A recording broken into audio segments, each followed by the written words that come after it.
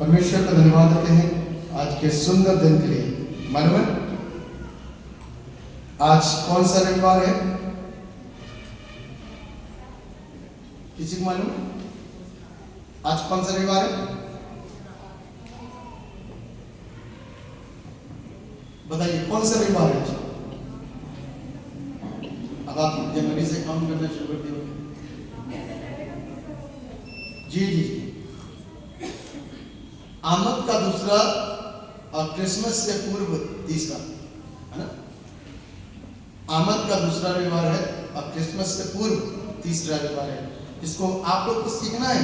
आप लोग घर संडे आते हो तो यदि सीखोगे नहीं तो सब कुछ बेकार हो जाएगा। सीखो सारी चीजें, है ना। सारी चीजों को क्या करना है? सीखना है।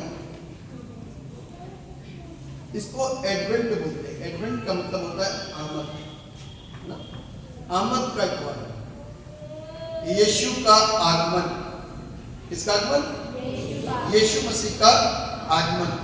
एक जमाना था, एक समय था, लोग राह तक रहे थे कि कोई आएगा और हमको बचाएगा। तो यीशु मसीह आ गया और लोगों को क्या कर लिया? बचा लिया। क्या कर लिया? कितने लोग बच गए?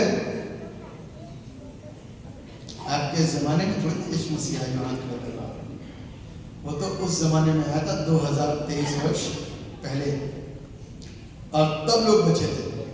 आज बचे कुछ लोग? हाथ खड़े कर सकते हैं आज के लोग बचे? जी जी, अरे बड़े धीरे धीरे हाथ खड़े हो रहे, सोच करके डांट ना मिलता। आज की तारीख में कितने लोग बचे? हाथ नीचे कर सकते हैं? अरे हाथ किसका हाथ इतना उठता है?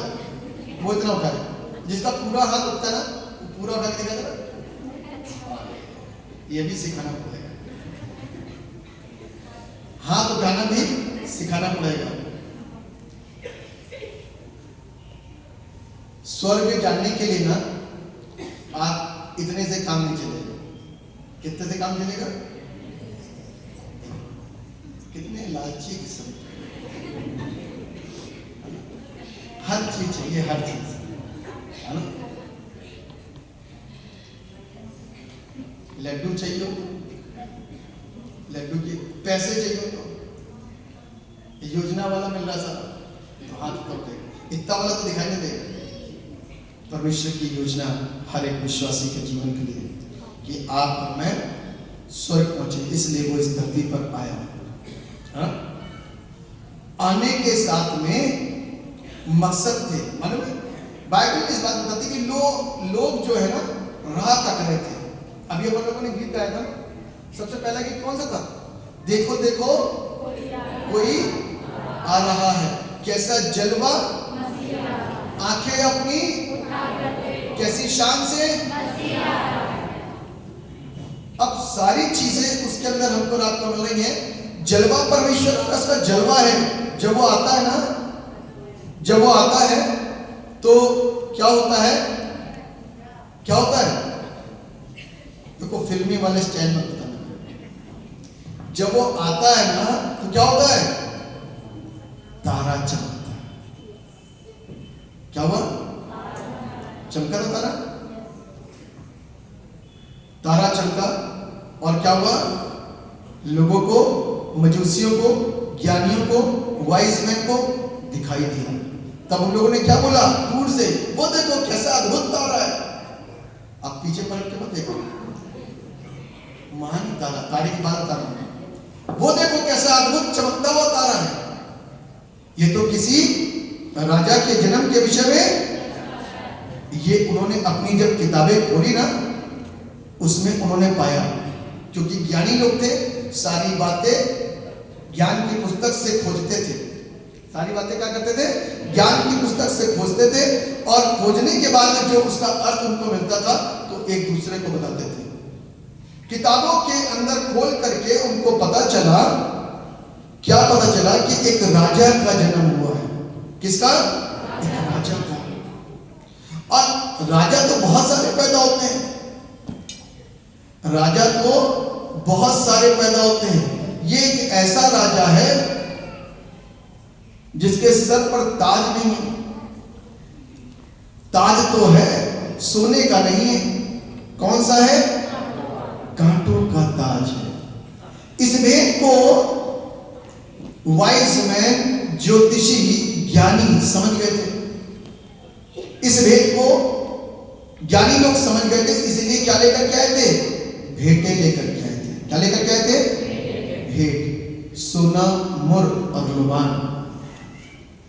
राजा पैदा हुआ, उसका जन्म, उसका मृत्यु, उसका जीवना सब कुछ बता दिया। ज्ञान की पुस्तकों के अंदर वो सारी चीजें क्या थी? लिखी हुई थी, और उनको उसका पता चला तो वैसे ही उपहार जाकर के उन्होंने खरीदे और क्या करे, जब उस बालक के पास चरनी में आए तो उसको उसके जीवन के लाइफ के जितने चरण आएंगे उसके मुताबिक भेंटें अर्पित करें। जब कोई बच्चा पैदा होता है तो अमूमन आप गिफ्ट क्या करते हो? जब कोई बच्चा पैदा होता है तो आप गिफ्ट क्या करते हैं? कपड़े देते हैं, कोई झूला देता है ना, छोटे बच्चों के लिए झूला, कोई कुछ देता है, कोई कुछ देता है, कोई कुछ देता है। लेकिन ये तो अलग ही चीजों को लेकर के आए थे यीशु मसीह के लिए, है ना। यीशु मसीह के लिए छोटा सा बालक है, उसके लिए इतने सांकेतिक गिफ्ट जो इशारा करते हैं उसके जिंदगी के चरणों का, लाइफ स्टाइल, उसकी लाइफ के अंदर जो परिवर्तन आएंगे उसके विषय में सारी चीजों के संकेत देते हुए चिन्हित करते हैं सारी बातों को। अजीब गिफ्ट माली को जो अरे क्या लेकर के आए? सोना तो अच्छा है, मुर क्यों लेकर के आए? लोबान क्यों लेकर के आए? मां तो क्या थी, कोख में पढ़ने से पहले उसके पास में एक आवाज आई, मरियम मत डर, क्योंकि जो तेरे गर्भ में है ना वो परमेश्वर की तरफ से, तू गर्भवती होगी और एक पुत्र को जनेगी और उसका नाम यीशु रखना। अरे प्रभु ऐसा कैसे? पवित्र आत्मा की ओर से उसकी आमद थी। क्या थी? आमद थी। लोग इंतजार कर रहे थे, बहुत सारे लोग बूढ़े होकर के चले गए दुनिया से, इंतजार कर रहे थे कोई आएगा हमको छुटकारा देगा, कि हमको बचाएगा। वो तो शारीरिक बचाव के लिए सोच रहे थे, लेकिन बहुत सारे लोग आत्मिक बचाव की जानकारी रखते थे, बुद्धिमान थे। तब यीशु मसीह का जन्म हुआ, और जब जन्म हुआ तो पूरी फरिश्तों की फौज आई किसके पास में? किसके पास में? अच्छा, अब की थोड़ा सा चेंज करो, गणरियों को तारा दो और ज्योतिषियों को फरिश्ते दो, तो क्या होगा? थोड़ा सा चेंज करके देखिए ना। गणरियों के पास में तारा आ जाए, ज्योतिषियों के पास में फरिश्ते चले जाए, जिब्राइल पहुंच जाए, थोड़ा सा चेंज करके देखो कैसा लगेगा? रिएक्शन क्या होगा बताइए ना, रिएक्शन क्या होगा?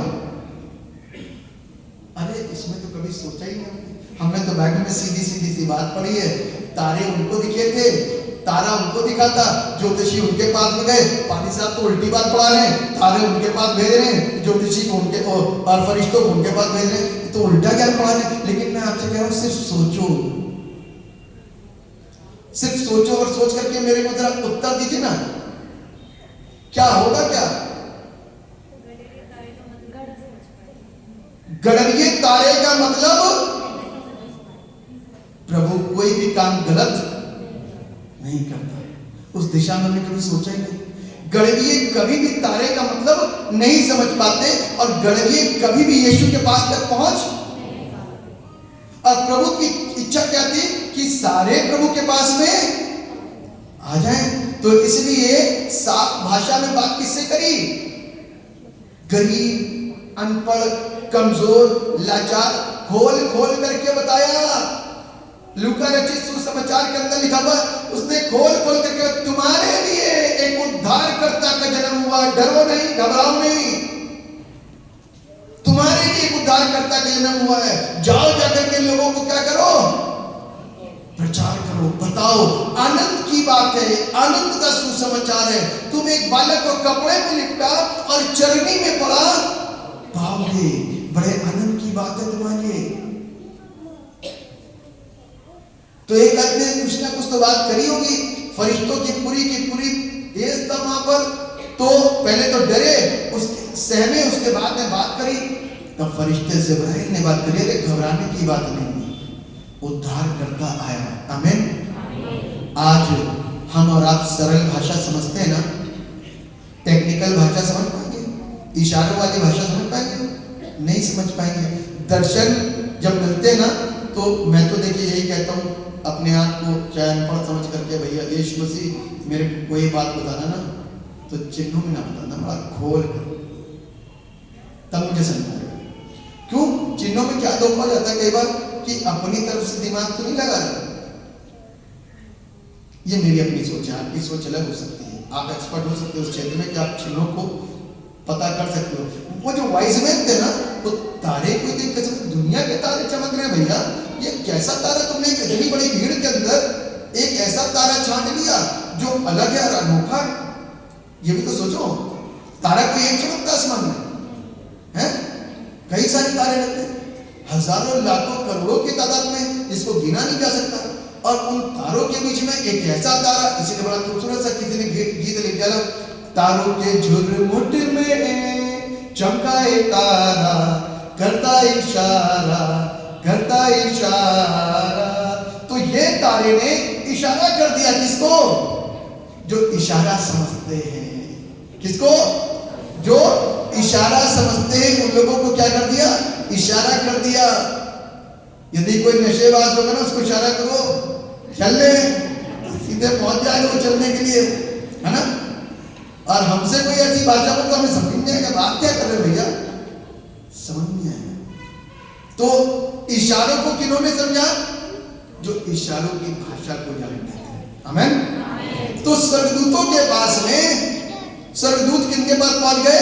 मजूसियों के पास में। और मजूसियों को सारी बातें इशारे में समझा गई। तारा बोलता थोड़ी ना है, तारा तो चमकता है। तारा क्या होता है? चमकता है। और तारा चमक रहा था और मजूसी समझ रहे थे, और इधर स्वर्गदूत बोल रहे थे और गड़रिये सुन रहे थे। दोनों के अंदर कॉमन बात ये थी कि दोनों समझ गए अपनी अपनी भाषा। वो इशारे की भाषा समझे, ये सुनाने की भाषा समझे, दोनों समझ गए। समझने के बाद में विश्वास करा। उन्होंने ये नहीं कहा कि कौन जाएगा इतनी दूर मीलों की यात्रा करके, छोड़ो नहीं, इतनी दूर की यात्रा तय करके लिखा। पूरा देश से लोग चले आ रहे थे, काहे के लिए? अनहोने राजा को देखने के लिए। आमीन। जिसके सर पर कौन सा ताज है? कांटों का ताज है। ये भविष्य को देख लिया उन्होंने। क्या कर दिया? भविष्य को देख लिया, और उसका जन्म और उसकी मृत्यु और उसका जी उठना सब देख लिया, और आ गए तारे के पीछे पीछे, है ना। हम तीन बादशाह मशरिक के हैं और तारे के पीछे पीछे चलते हुए आ गए हैं। ये आमद है। क्या है? आमद है। जब क्रिसमस आता ना, तो एक अलग खुशी दौड़ती है रगों के अंदर। पता नहीं आप लोगों के अंदर क्या होता है, मुझे नहीं मालूम, लेकिन मुझे एक बड़ा आनंद मिलता है।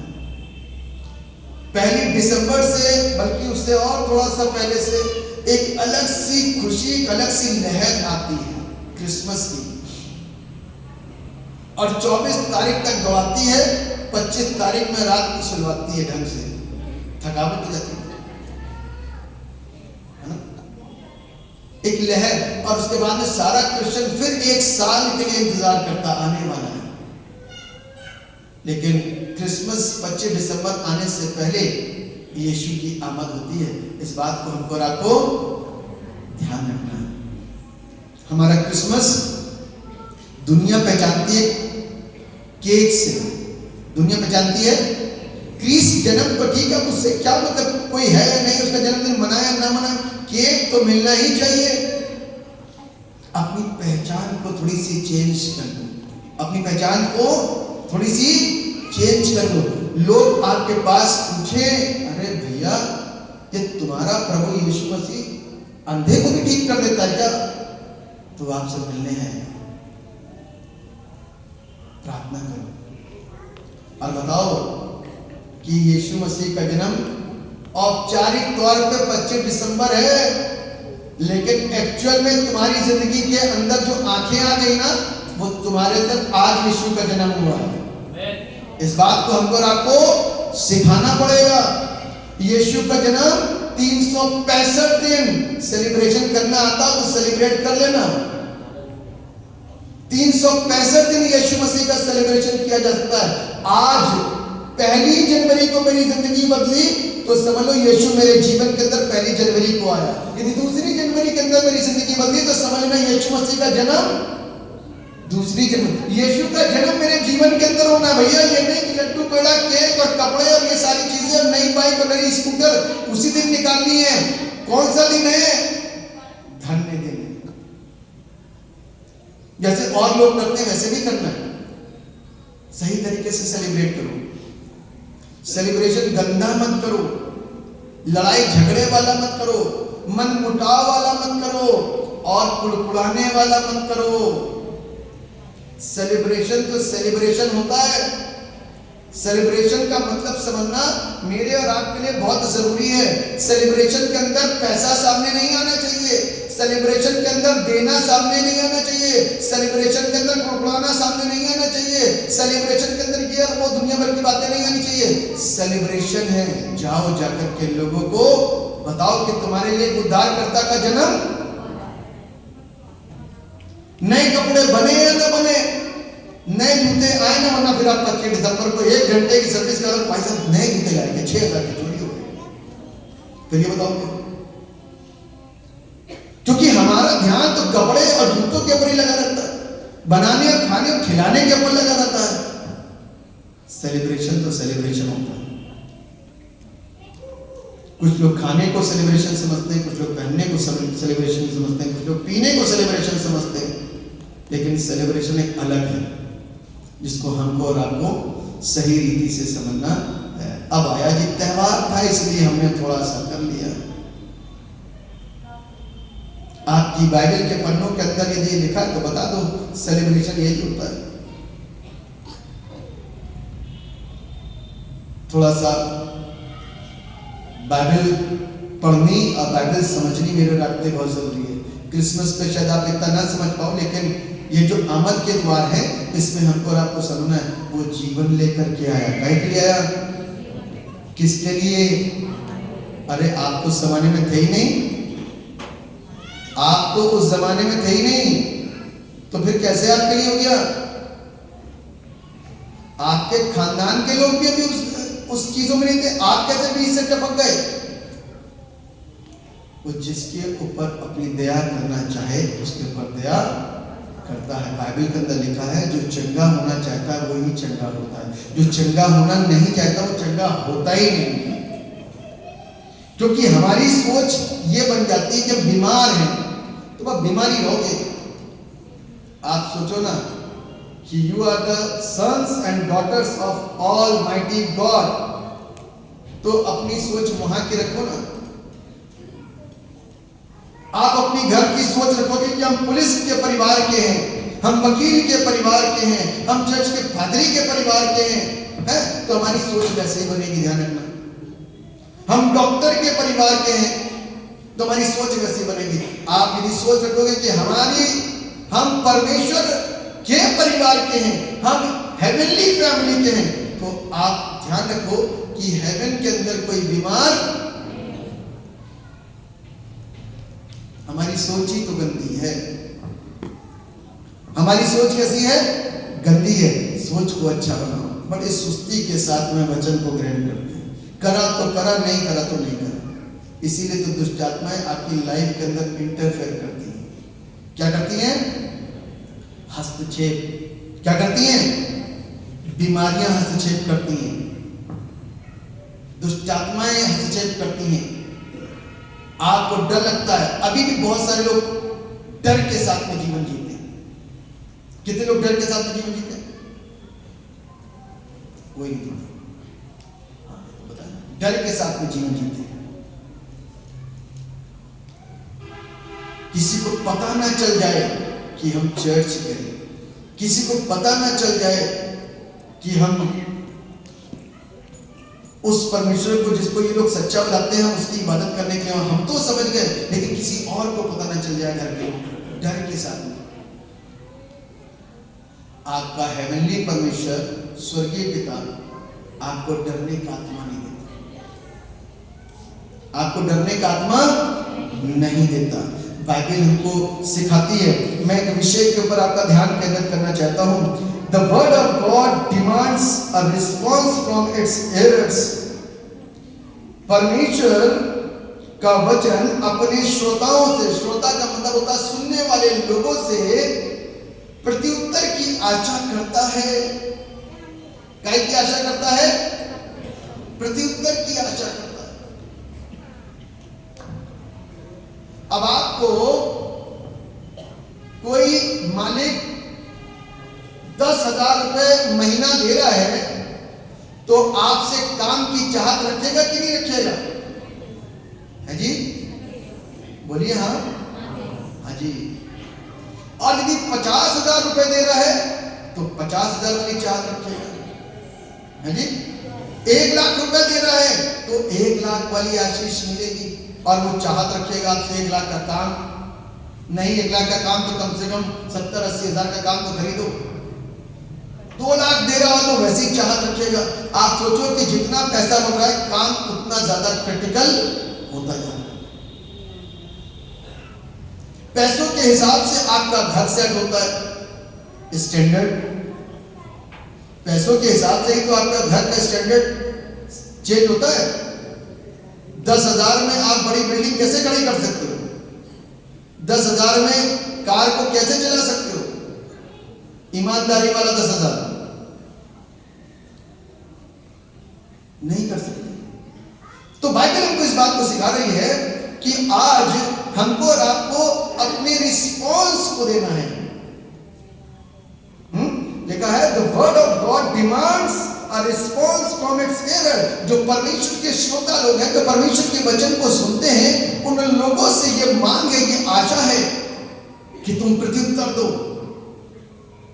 कैसा प्रत्युत्तर दोगे?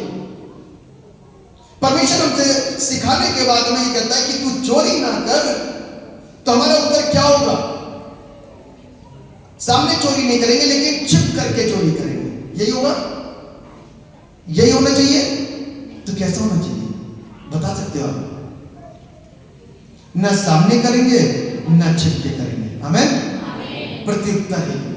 यदि प्रभु यीशु मसीह में आने के बाद भी आप बदले नहीं, तो परमेश्वर उस न्याय के समय में बदल जाएगा। वो क्या कह देगा? मैं तुम्हें जानता ही नहीं। और आप कहोगे प्रभु मैंने जब एक बार आपका नाम लेकर के दुआ करी थी तो दुष्ट आत्मा भाग गई थी। प्रभु ने कहा था तूने उसके लिए दुआ करी थी ना, तो मैंने उसे जगह करके खत्म हो गया कि तूने अपने लिए दुआ कब करी थी कि मुझे बदल दे प्रभु, और ना तू बदला। प्रभु तो चंगा एक ऐसे व्यक्ति से भी करवा सकता है जिसका जीवन खराब हो सकता है। ये प्रभु का काम है। अब यीशु मसीह का नाम इनमें से कोई नहीं लेता। अब मुझे लेना आता, लेकिन मैं खराब आदमी इंसान हूं, लेकिन मैंने भी धोखे से कहते प्रभु यीशु के नाम से ठीक हो जा, तो पता लगा सारे ठीक हो गए। मैं खराब इंसान हूं, अब मुझे ऐसा लगा ये तो सारे ठीक हो गए, लेकिन वो सारे ठीक कौन कर रहा है? यहीं से तो पता चलता है घमंड आना यहीं पे खत्म हो जाना चाहिए। जो लोगों के अंदर घमंड आ जाता है ना कि मेरी प्रार्थना से सब कुछ ठीक हो गया, तो वहां पर घमंड टूट जाएगा। चलो यहां तो लोग बोलते रहे घमंड मत करो, घमंड नहीं करते, छोड़ो, ठीक तो हो रहे सारे, मिनिस्ट्री बढ़ती जा रही है, बड़ी होती जा रही है, सारी चीजें सही हो रही है, छोड़ो। हमें लगेगा हम सब कुछ सही करें, लेकिन परमेश्वर के तराजू में हम हल्के पाए गए। परमेश्वर के तराजू में हम कैसे पाए गए? हल्के पाए गए। और क्या हो गया? उस दिन प्रभु कहेगा, मैं तुम्हें कौन कहां पर दुआ करी थी, किसके लिए? मैं तुम्हें नहीं जानता, चलो निकलो यहां से, नरक तुम्हारा इंतजार कर रहा है, जाओ यहां से। उस दिन हम रोएंगे और वो हंसेगा। किस लिए? विश्वासियों के लिए। किसके लिए हंसेगा? विश्वासियों के लिए, जो विश्वासी हो। आमीन। क्योंकि लाइन में वो भी खड़े हैं, लाइन में वो भी खड़े हैं। तो इसलिए परमेश्वर का वचन मुझसे और आपसे कई बातों के अंदर इस बात की डिमांड करता है कि हमारा नंबर 1 पॉइंट आपके साथ में शेयर करेंगे कि किसी को उसकी विश्वास योग्यता के अंदर वो मेरे परिवर्तन देखना चाहता है मेरी लाइफ के अंदर। आपने परमेश्वर के वचन को सुन लिया, आपका विश्वास कुछ और था, आपकी मान्यता कुछ और थी, और आपका विश्वास प्रभु में आने के बाद में 3 महीने तक कुछ और था, और आपके अंदर असमंजस था, संदेह था, तरह तरह की बातें थी। लेकिन अब वो हमारी विश्वास योग्यता के अंदर प्रभु के प्रति, लोगों के प्रति परिवर्तन देखना चाहता है। अब आप देखो, प्रभु के साथ तो हर एक बंदा विश्वासी होगा कि नहीं होगा? प्रभु के सामने हर एक बंदा विश्वास योग्य होगा। लेकिन बाइबल कहती है, जो तुमने इन छोटे से छोटों के साथ में किया वो तुमने, अब हम प्रभु के साथ में थोड़ी ना बातचीत कर रहे हैं, प्रभु के साथ में थोड़ी ना अपने जीवन को जी रहे हैं। हम तो संसार में पृथ्वी पर जीवन को जी रहे हैं, तो प्रभु को कहां पर प्रचार करेंगे? पृथ्वी पर प्रचार करेंगे। प्रभु से सच बोले, प्रभु मेरी सैलरी 50,000 है, लेकिन दूसरे को झूठ बोलेंगे मेरी सैलरी 10 साल, घर चल जाता, 10-15 हजार ही हो जाता, बस घर चल जाता है ना। सच्चाई बताएगा कोई? प्रभु के सामने तो चुपचाप से बता दी, लेकिन बाहर के लोगों को नहीं बताई। हमने क्या खाना बनाया है, प्रभु को कहा, प्रभु आपका धन्यवाद हो कि आज आपने हमको चिकन मटन खिलवा दिया, लेकिन बाहर कहते हैं, अरे जी बस सब्जी बनी थी, खाली थोड़ी सी तो लाए थे। विश्वास योग्यता क्या है? खत्म हो गई। प्रभु मुझसे आपसे रिस्पॉन्स में एक अच्छी विश्वास योग्यता को क्या करता है? मांग करता है। आप सही विश्वास योग्यता को उसके साथ में दिखाओ। पड़ोसी को यदि भूख लगी है तो आपने तुरंत कह दिया, अरे बहन आज तुम बाहर से ले आए थे खाना, बचा ही नहीं। बहुत सारी चीजें, पॉइंट को आप नोट कर सकते हो, यानी अपने दिमाग में, क्योंकि परमेश्वर के लिए जीवन जीना है, अब अपने लिए जीवन नहीं जीना है। हमारे जीवन को तो प्रभु जियाएगा। बाइबल कहती है, पहले उसके स्वर्ग उसके राज की खोज कर तो सारी वस्तुएं तुझे मिल जाएंगी। हमको स्वर्ग और राज की खोज करनी है, सारी वस्तुएं मिल जाएंगी। सच बोल करके हम स्वर्ग जाएंगे चाहे हानि उठानी पड़े, लेकिन झूठ बोल के 100% हम जाएंगे चाहे पृथ्वी पर कितने खुश हो जाए। ये दोनों के लिए, मेरे लिए भी और आपके लिए भी, है ना। ये मेरे लिए भी है और आपके लिए भी है। दूसरी बात इसी के अंदर मैं आपको बताना चाहता हूं, क्योंकि कई बार हमको चीजों को समझ में नहीं आता और हम समझ नहीं पाते, क्योंकि हमारे रिस्पॉन्सेस जो है ना, वो परमेश्वर के प्रति लॉयल्टी को नहीं दिखाते, विश्वास योग्यता, आज्ञाकारिता को नहीं दिखाते। और वो चाहता है कि मैं और आप विश्वास योग्य और आज्ञाकारी बने। परमेश्वर चाहता है कि नहीं चाहता? हमसे चाहता है। हम आज्ञाकारी हैं? सच आज हाथ खड़ा करना, क्या हम परमेश्वर के प्रति आज्ञाकारी हैं और विश्वास योग्य हैं? अब हाथ खड़ा करने की बारी आई है।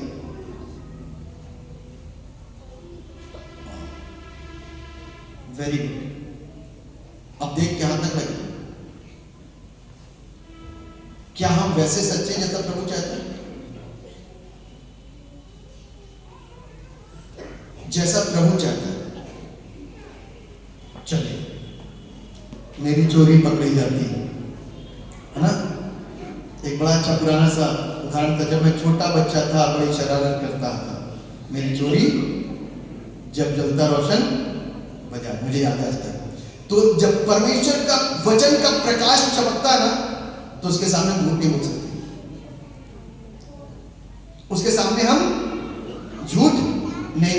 इसलिए हमारे हाथ नीचे हैं,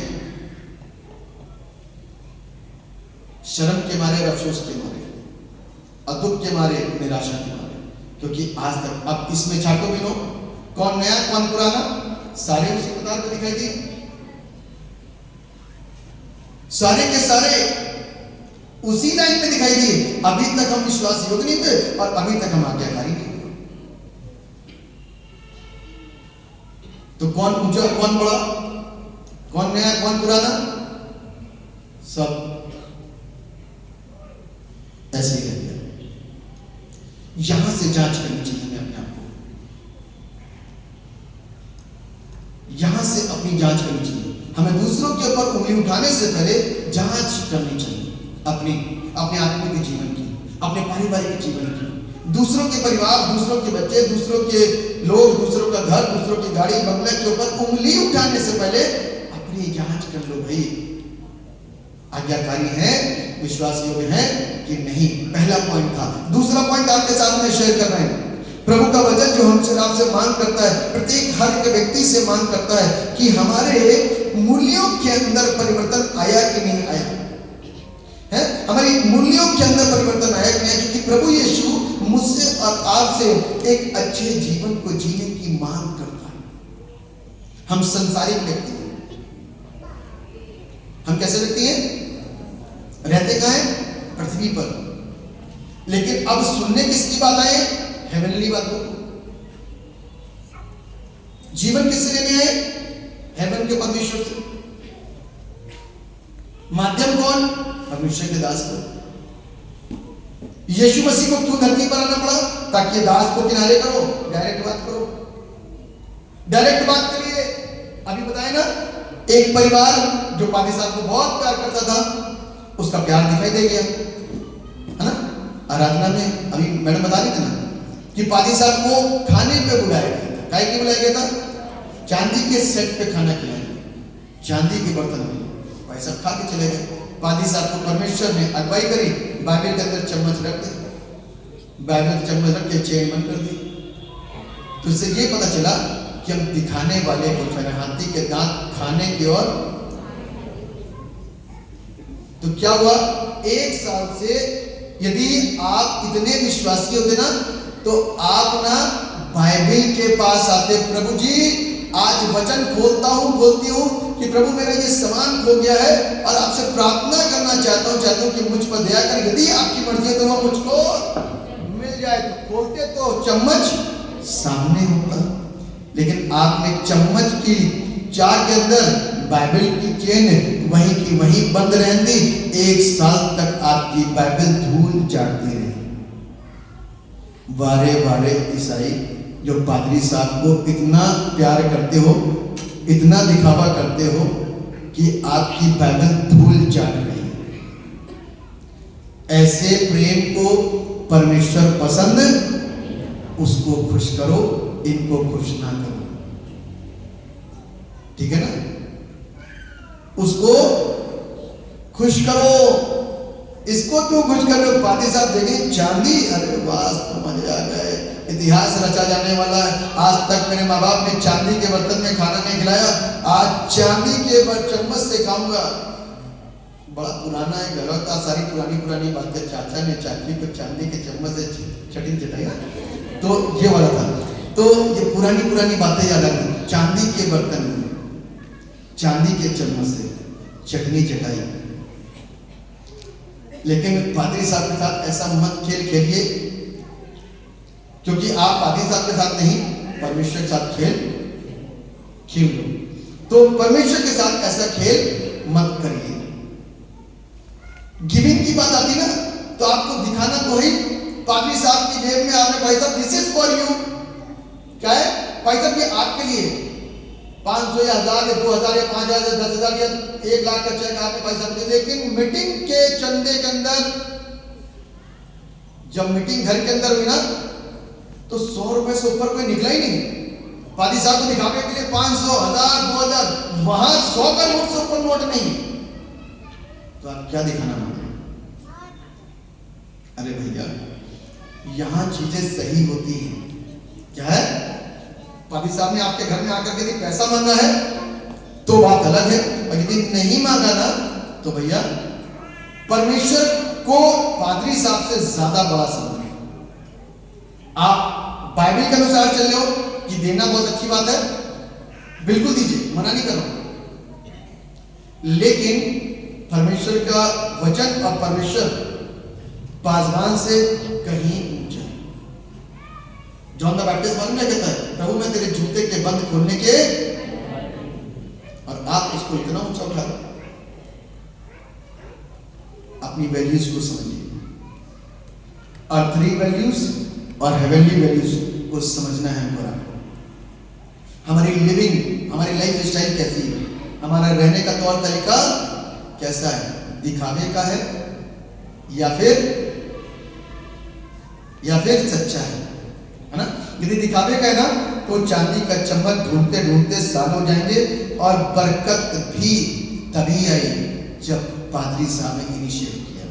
ध्यान रखो, आपने बात के ऊपर गौर नहीं किया। बरकत भी वापस तभी आई, पछतावा भी तभी हुआ, रियलाइज भी तभी हुआ जब पादरी साहब ने इनिशिएट करा। चलो चलते हैं 1 साल के बाद में, हैं? 1 साल के बाद में घर चलते हैं, और क्यों नहीं आ रहे पता करते हैं। तब पता चला कि चांदी का चम्मच चोरी हो गया था। तो पादरी साहब ने कहा आपने दुआ कब से नहीं करी, बाइबल कब से नहीं पढ़ी?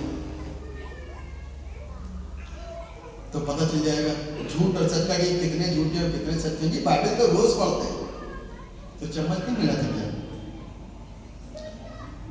चम्मच एक पतले से पत्ते के समान पहले कि छुपा रह गया, कभी ना कभी पढ़ते तो सामने दिखाई दे जाता। बाइबल 1 साल से नहीं। तो this is the reality of Christians. ये एक सच्चाई है क्रिश्चियंस की। बुरा लगे तो उसको वचन के आईने में चेक करके सही कर लेना, सुधार कर लेना, वरना मेरा तो कुछ नहीं बिगड़ने वाला, क्योंकि मेरा तो काम है परमेश्वर के वचन से सिखाना, चाहे कोई भी क्यों ना हो, चाहे कोई भी क्यों ना हो।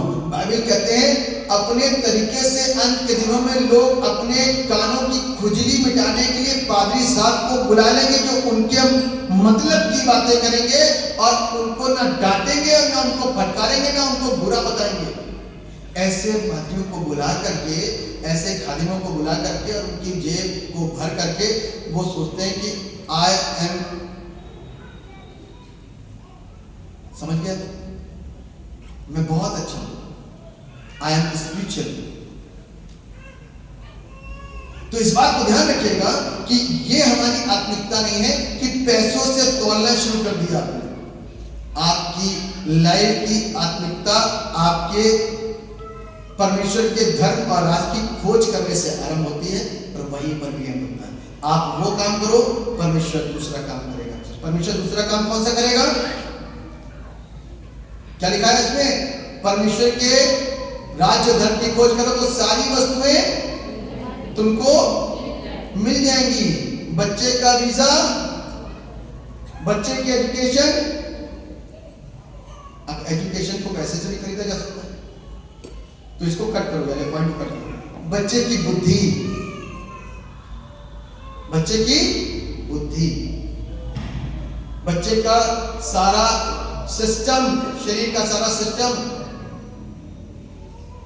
बीमारियों से आजादी, चेहरे पे रौनक, अच्छा स्मार्टनेस, बुद्धिजीव, ज्ञानी, समझदार, अच्छा डील, सुप्रीम, पावरफुल, अच्छे स्थान पर, अच्छे ओहदे पर, नर्म दिल, सारी चीजें, सारी क्वालिटी, अच्छी पत्नी मिल गई, अच्छा पति मिल गया, अच्छे बच्चे आ गए, सब कुछ अच्छा बेस्ट। ये कौन इंतजाम कर रहा है? कौन कर रहा है? परमेश्वर। हमने धर्मराज की खोज को सेकंड प्रायोरिटी पे रख दिया, फर्स्ट प्रायोरिटी पे हम अपने आप से कोशिश में लगे हुए, प्रभु जी ये कर दो, प्रभु जी वो कर दो, प्रभु जी वो कर दो। तो होगा तो, लेकिन टाइम लगेगा। इसमें आपकी सारी उम्र निकल सकती है। इसमें आपकी सारी उम्र निकल सकती है, लेकिन यदि आप सारी चीजों को सही तरीके से सेट करके चलोगे ना तो उम्र बहुत रहेगी और अलौकिक गवाहियां अलग बन जाएंगी। आमीन। गवाहियां बन जाएंगी। अपनी जिंदगी के अंदर गवाहियों को पैदा होने दीजिए। यीशु गवाह बनाता है। आमीन। यीशु क्या करता है? देखिए, खुद ही दाता है, खुद ही दाता है, हमको कुछ नहीं करना। वो चाहे चुटकियों के अंदर तुमको उठा करके मसल के रख दे, चुटकियों के अंदर मसल करके रख सकता है, चुटकियों के अंदर हमारे कर्जों को पैदा दूर कर सकता है, चुटकियों के अंदर सारे काम कर, लेकिन वो खुद ही दाता है, खुद ही दाता। सिर्फ एक चीज वो मुझसे आपसे करना चाहता है, ये नियत तुम्हारी शुद्ध है। क्या हो जाए? नियत बहुत गंदी। नियत कैसी है? बहुत गंदी, लालची किस्म की नियत। आज यहां पर आने के बाद यदि हम बदल नहीं पा रहे तो ये गलती किसकी और किसी और की नहीं है। वो मुझको और आपको बिल्कुल सही कर सकता है, बिल्कुल सही कर सकता है। मेरा आपके हाथ पैर को तोड़ करके रियलाइजेशन का आत्मा काम करवा देगा, लेकिन ऐसे हाथ पैर टूटे होकर के फिर हम रियलाइज करते रहे तो फिर हम कहीं के नहीं रहेंगे। हाँ जी, सो तो नहीं गए। यदि हाथ पैर टूट जाए और आप बिस्तर में बैठ कर तब जय जय यीशु करो तो चर्च आने का मौका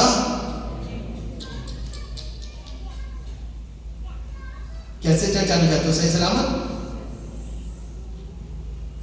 कि बेचारे बन करके पादी साहब आपके घर पहुंचे, ले भैया होली कम्युनियन मैं तेरे लिए लेकर के आया।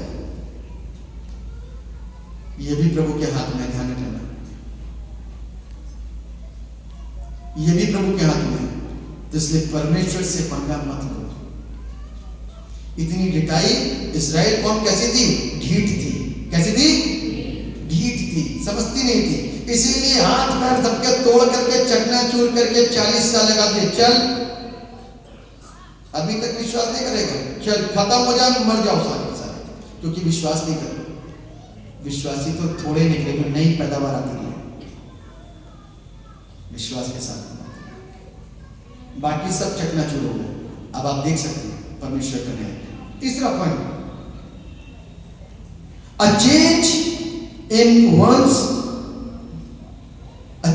one's values, यानी कि हमारी तमाम उन चीजों के अंदर, जो वैल्यूज के अंदर जो अभी हमने आपके साथ शेयर किया ना, सांसारिक चीजें, वातावरण, अपना कल्चर के हिसाब से काम करेंगे, बाइबल के हिसाब से काम नहीं करेंगे। किसके हिसाब से काम करेंगे? कल्चर के हिसाब से। कल्चर के हिसाब से इस तरीके की शादी होती है, ये भी लो, टीका भी लो, ये लो, वो लो, और वो सारे काम होंगे। कल्चर दिखाना है कि प्रभु के कलाम को दिखाना है? प्रभु के कलाम, ठीक है। तो उस हिसाब से हमको क्या करना है? शादी ब्याह करने हैं और अपनी लाइफ के अंदर क्या करना है? बड़े परिवर्तनों को लेकर के आना है। वातावरण, किसी से मेरी बातचीत हो रही थी, don't take it otherwise, stick with the word of God, परमेश्वर के वचन के साथ रहिएगा, डोंट टेक इट अदरवाइज। उसको बुरा मत मानिएगा, उसको समझने की कोशिश करिएगा। तो किसी ने मुझसे कहा, मेरी किसी से बातचीत हो रही थी, मैंने कहा क्या नशा करते? क्योंकि मैंने देख लिया ना पान मसाला मुंह में दबा हुआ, वो परमेश्वर की बातें कर रहे हैं और नशे की बातें होने लग गई। तो मैंने कहा नशा करते तो आप कौन सी सेवकाई कर लो? और पान मसाला बीड़ी आपके जितने भी साथ में है, ये सब काम ये गड़बड़ कर रहे हैं, ऐसे कौन सी सेवकाई कर लोगे? कौन सी सेवकाई आपको ये दरवाजे को ले जाएगी? तब उन्होंने एक हमको बड़ा अच्छा एग्जाम्पल बताया कि जहां पर बहुत सर्दी पड़ती है वहां पर लोग नशा करते हैं और वो भी सेवकाई कर रहे हैं, है ना? वहां पर लोग क्या कर रहे हैं? लोग नशा करते हैं और सेवकाई को कर रहे हैं। तो हमारे पास में हमने वहां की अच्छी चीजों को अडॉप्ट नहीं करा, वहां की गंदी और बुरी चीजों को अडॉप्ट करके वो एग्जाम्पल के तौर पर ला करके रख रहे हैं। क्या नशा करे बगैर जीवित नहीं रह सकते? आपके परमेश्वर के अंदर इतनी ताकत नहीं है कि बगैर नशे के आपको जीवित रख सके? है, आपने उसको कभी देखा ही नहीं है। हेवनली थिंकिंग तो कभी रही नहीं है, हमेशा कैसी थिंकिंग रही है? कहीं मैं मर ना जाऊं तो पी लिया। तो सोच को बदलना। Fourth point, a change in one's priority। आज हमारी प्राथमिकता क्या है? फिजिकल नीड्स, सारी शारीरिक धर्म और आज की खोज भूल गए, सिर्फ संसार की वस्तुओं की खोज में लगे रह गए। बाइबल हमको कहती है, कुलुस्सियों की पत्री उसका 3 अध्याय और उसके पहले पद में लिखा है, जब तुम मसीह के साथ जुलाए गए तो तुम्हारा स्वर्गीय खोज की तरफ ध्यान रहना चाहिए, स्वर्गीय बातों की ओर ध्यान रहना चाहिए, तब तुम आशीषित होगे और तुम्हारा घराना और तुम्हारा परिवार आशीषित होगा। धन्य हो तुम। निकाल लीजिए मत्ती रचित सुसमाचार उसका 5वां अध्याय, सर्मन ऑन माउंट। निकालिए मत्ती 5, मत्ती रचित सुसमाचार उसका 5वां अध्याय।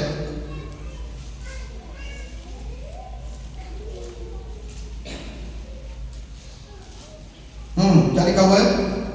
तीसरा पद पढ़िए। धन्य है वे जो मन के दीन है। ये चीज हमको प्रभु सिखाता है, ये चीज प्रभु ने सिखाई है। इसके ऊपर कभी कभी गौर किया? धन्य है जो मन के दीन है क्योंकि स्वर्ग का राज। हमको इसमें से कौन सा वाला पॉइंट अच्छा लगा बताइए जरा। इस सेंटेंस के अंदर 5वें तीसरे पद के अंदर कौन सी बात अच्छी लग रही है? स्वर्ग का राज की मन की दीनता भी, दोनों ही अच्छी बात है क्योंकि बाइबल की है। लेकिन हमको स्वर्ग का राज पसंद है लेकिन दीन होना पसंद नहीं, क्योंकि हम फिजिकल नीड चाहिए और शरीर के काम करते हुए हमें स्वर्गीय बातें भी और स्वर्गीय चीजें भी चाहिए। इसीलिए हम चर्च में आकर के बैठते हैं, इसलिए थोड़ा नाच गाना सारी चीजें हो जाती हैं, हम गा करके भी दिखा देते हैं, हम बोल करके भी दिखा देते हैं, गवाही दे करके भी दिखाते हैं, लेकिन चेंज नहीं लगती अपनी लाइफ के अंदर, क्योंकि हेवनली थिंकिंग ही नहीं है। हमारी थिंकिंग कैसी है? कैसी है? अर्थली, पृथ्वी की। मैंने बताया था अभी आपको कि भूख बहुत तेज लगी है कि आज 5 प्लेट खाना तो निपटा ही दूंगा, बहुत तेज, जल्दी लाओ जल्दी लाओ जल्दी लाओ, एकदम सेफ हूं क्योंकि साथ में रहता था। Your very special one is satisfied. भूख खत्म क्योंकि माइंड ने काम करना शुरू कर दिया। क्या हो गया? भूख खत्म। You are fail in your exams, you are not selected one. सब कुछ खत्म। पेट में जो चूहे कूद रहे थे ना, सेटल्ड हो गया अंदर पेट, अब भूख खत्म। क्यों? यहां पर एक विशेष चीज ने संकेत दे दिया,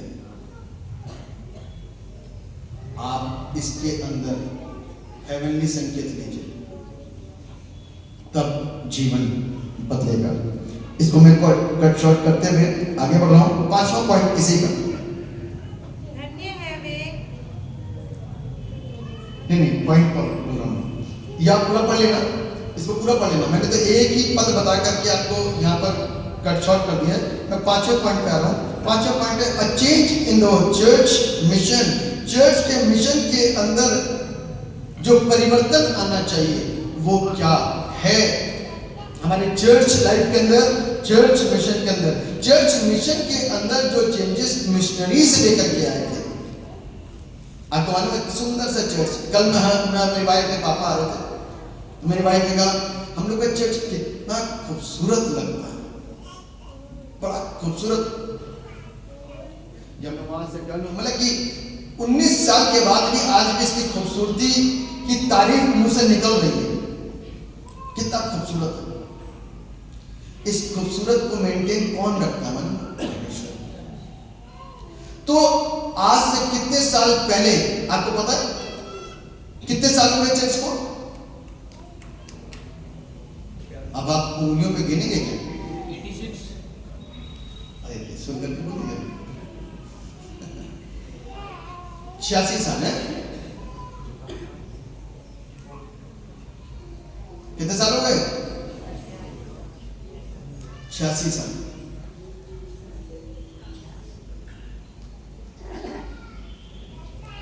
और 86 साल पहले इसको बनने में टाइम लगा होगा। अब आज का तो तरीका है नहीं कि फटाफट मशीनों से सारे काम हो जाए। 86 साल पहले 5 साल लगे हो, 6 साल लगे हो, 7 साल लगे हो, 10 साल लगे हो, और इतना खूबसूरत डिजाइन, एक एक चीज इतनी खूबसूरत डिजाइन करी गई, सब कुछ बहुत अच्छी सोच के साथ में। चर्च की सिटिंग बड़ी सोच के साथ में, as per the Bible, as per the Bible. ये बाहरी आंगन के समान है जहां पर लोग बैठते हैं। वो याजक का एरिया, वो महायाजक का एरिया, जिसको महापवित्र स्थान बोला जाता है। याजक सिर्फ यहां तक जा सकता था, महायाजक उसके अंदर जा सकता था और कोई नहीं। और साल में एक बार महायाजक जाता था पापों के बलिदान को लेकर के अंदर। तो इतना खूबसूरत आर्किटेक्ट किया गया बाइबल के अनुसार। ये तो वो वाला आर्किटेक्ट हो गया कि चर्च बन गया, एक ईंट और गारे से और मिट्टी से और ईंटों से मिलकर के एक चर्च बन गया। क्या चर्च यही है? वो देखो हमारा चर्च, वो देखो हमारा चर्च। अब इसी चर्च का छोटा रूप अंतिम में देख लो जाकर के। अब कोई बोलता होगा वो चर्च, उसका नाम भी यहां से धूमिल हो गया होगा, क्योंकि वो चर्च कैसा हो गया है? खंडहर। कैसा हो गया? खंडहर पड़ा हुआ। कोई उसको देखता भी नहीं है। कितने साल पहले कोई अंती गया, मैं तो भी पिछले साल पहले, अभी पिछले साल 2-4 महीने पहले देख कर गया, क्योंकि अब उसकी पहचान ही खत्म हो गई है। लेकिन चर्च वो भी बना हुआ ईंटों का, ऐसे यही शेप है। इसका छोटा रूप, इस चर्च का छोटा रूप है। ऐसे स्टार जैसे यहाँ पे स्टार्स लग रहे ना, वैसे स्टार वहां पे भी बने, सेम बंदों ने बना था। लेकिन चर्च का वो है, चर्च तो आप और हम हैं। ये सिर्फ प्लेस ऑफ वर्शिप है। ये क्या है? प्लेस ऑफ वर्शिप, इबादत करने का स्थान। और इबादत तो कहीं पर भी हो सकती है, इबादत तो कहीं पर भी हो सकती है। तो आप इस मिशन को समझिए कि परमेश्वर के लोगों के अंदर क्या मिशन था, किस सोच के साथ में आए थे कि वो क्या करें, अपने देश के अंदर, अपने समाज के अंदर, अपने लोगों के अंदर, अपने परिवार के अंदर, व्यक्तिगत जीवन के अंदर शांति स्थापित करें। लड़ाइयां नहीं लड़नी है, सब जगह त्राही लड़ाई झगड़े सब कुछ था, लेकिन परमेश्वर का वचन जब जीवन के अंदर आया तो शांति लेकर के आया। इसीलिए शैतान ने प्रभु के एक वचन का सबसे बड़ा हथियार इस्तेमाल किया, शांति का। मालूम है आपको? मालूम है? नहीं मालूम। जब एंड होगा ना इस दुनिया का, जब लड़ाइयां शुरू होंगी, तो सबसे एंड हथियार जो देश को, पूरी दुनिया को संचालित करेगा, वो शांति शांति शांति शांति करते रहे। कॉपी करने की कोशिश करेगा, लेकिन पेस्ट नहीं कर पाएगा। कॉपी पेस्ट करना था, कॉपी करिए उधर पेस्ट कर दिया, लेकिन उसकी डिक्शनरी के अंदर पेस्ट करने का ऑप्शन नहीं हो पाएगा। हालेलुया। उसके सॉफ्टवेयर के अंदर पेस्टिंग का ऑप्शन होगा नहीं, परमेश्वर के अंदर वो ऑप्शन है। आमीन। Because he is a reality, he is true and he is real. वो क्या है? डुप्लीकेट शैतान है वो, और वो कॉपी तो करेगा। इसीलिए आप यदि बाइबल को पढ़ते हो ना, तो उसमें ये ना उस ऐसे ही आएगा, एंड के समय में शांति शांति शांति शांति शांति, और 3.5 साल तक शांति रहेगी, लेकिन 3.5 साल के बाद अशांति हो जाएगी। क्यों? क्योंकि सत्य जैसे ही आएगा और प्रकाश होना शुरू हो जाएगा, वैसे ही उनकी अशांति क्या हो जाएगी? भंग हो जाएगी। उनकी शांति भंग क्यों होगी? क्योंकि सत्य से असत्य का उजागर होना शुरू हो जाएगा। यहाँ के जो मकसद है ना, वो मकसद खोलना शुरू हो जाएंगे। कौन खोलेगा? हम खोल नहीं सकते, आप खोल नहीं सकते, पवित्र आत्मा खोलेगा। किसके माध्यम से? पवित्र आत्मा की भाषा मैं और आप कहाँ जानते, लेकिन परमेश्वर के लोग धरती पर आएंगे और वो आकर के परमेश्वर की मर्जी और परमेश्वर की इच्छा को पृथ्वी पर क्या करेंगे? प्रकट करेंगे। क्या करेंगे? परमेश्वर की इच्छा को प्रकट करेंगे, और उस राजा, उस किंग के हर एक मंसूबों को खोल के रख देंगे। तब वो राजा अपने असली चेहरे में आएगा। आपने फिल्मों के अंदर विलन को देखा होगा ना, विलन चुपचाप उसी परिवार के अंदर रहता है और काम करता रहता है, पता नहीं चलने देता, शांति के साथ में काम करता है, लेकिन एट द एंड एक जन उसको पकड़ लेता है, ये बेईमान है। तब वो खुल के सामने आता है और और कहता हाँ मैं हूं, बोलो क्या करोगे? तो शैतान उस दिन खुल के सामने रहेगा, हाँ बोलो क्या करोगे? तब यीशु उसको बताएगा कि वो क्या करेगा। तब अपनी फूंक से उस शैतान को क्या करेगा? जिंदगी भर के लिए नाश कर देगा। तब वो जो गीत अपन लोगों ने गाया था ना, देखो देखो कोई आ रहा है, तब जो अंतरा गाया था ना, एक नई दुनिया फिर से, सब नया होगा, जग नया होगा, राज्य करने ये आमद उसकी हमारी जिंदगियों के अंदर राज करने के लिए मौका दे दीजिए। He is at the door and he is knocking your door। वो आपके दरवाजे को, हृदय के दरवाजे को नॉक कर रहा है, खोल दीजिए और अपने आप को पूरी रीति से तैयार करिए। तब परमेश्वर की आशीष हम जान पाएंगे और दूसरों को अपने जीवन के द्वारा दे पाएंगे। तो are you ready to give and fulfil the demand of almighty God? क्या और हम तैयार हैं कि परमेश्वर की जो डिमांड है, जो उसकी मर्जी है, उसको पूरा करें? यदि है तो बाइबल को पढ़ना शुरू कर दें ताकि उसकी डिमांड्स जो हैं वो पूरी हो सके और वो हमारे जीवन से खुश हो। परमेश्वर से बात करना, कभी अपने गुनाह को एक साइड रखना, इधर जानते तो हम अपने गुनाह को, और प्रभु से बात करना, प्रभु मैं इस गुनाह के साथ में जीवन जी रहा हूं, क्या आप मेरे से खुश हैं? ये आज रात में एक प्रश्न है। जब बिस्तर पे बैठे ना मस्त, सारे काम कर कुरा करके, तब मस्त लेटे हो, अकेले बात करना, प्रभु ये देखिए मेरे गुनाह हैं, जलन, नफरत, ईर्ष्या, झगड़ा, ये वो, चोरी, बेईमानी, सारे काम बता देना, है ना? और उसके बाद कहना, प्रभु ये काम तो मेरे जीवन से हटते नहीं, क्या आप मुझसे खुश हैं? दान भी देता हूँ मैं प्रभु, दुआ भी कराता हूँ, पादी साहब को भी अपने घर बुलाता हूँ, क्या आप खुश हैं? तो आवाज आ जाएगी, तू तराजू में तौला गया लेकिन हल्का पाया। तो समझ लेना कि प्रभु खुश नहीं है। और यदि प्रभु की आवाज आ जाए आपके पास में, आ गई कि मैं तुझसे खुश हूं, आगे बढ़ जाओ, तो प्रभु के काम को करने के लिए आगे बढ़ जाओ। परमेश्वर आशीषित करेगा मुझ पर आपको। परमेश्वर इस वचन के द्वारा हम सबको ब्लेस करें। अपनी आंखों को बंद करेंगे, दुआ करेंगे। सर्वशक्तिमान परमेश्वर, धन्यवाद देते हैं आपके तमाम आशीषों के लिए जो आपने हमें दी। आपका धन्यवाद उपस्थित सब लोगों के साथ दिया। प्रभु हम सब आमद मना रहे हैं, कुछ समय बाद क्रिसमस मनाएंगे, ख्रीस्त जन्म, अब वो तरीका हमारा कैसे मनाते हैं, लेकिन प्रभु आप अलग तरीके से चाहते हैं, क्योंकि आपने गणरियों को बुलाया, आपने मजूसियों को बुलवाया उनके अंदर उतरने के लिए, और आज आप हमारे जीवनों के अंदर जन्म लेना चाहते हैं और हम चाहते हैं प्रभु आप हमारी जिंदगी में आ जाइए। ऐसी तैयारी हम अपनी रखें। नए वस्त्र से प्रभु खुश होता है, लेकिन यदि उसके अंदर सच्चाई है और हमारे उस नए वस्त्रों के साथ साथ में हृदय भी प्रभु के लिए खुला हुआ हो और प्रभु उसमें राज करे, उसमें रहे, तो वो प्रभु को ज्यादा अच्छा लगेगा।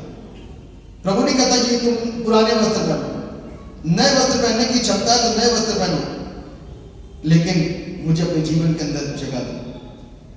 आप दया करें और हमारी सोच जो क्रिसमस के प्रति है उसको बदल दीजिए ताकि हम आशीषित हों। आप परमेश्वर आपके नाम को धन्यवाद दें, सारा आदर महिमा गौरव आपको देते हैं। दुआ को आपके नाम में मांगते हैं, ऐसे सुनिए और कबूल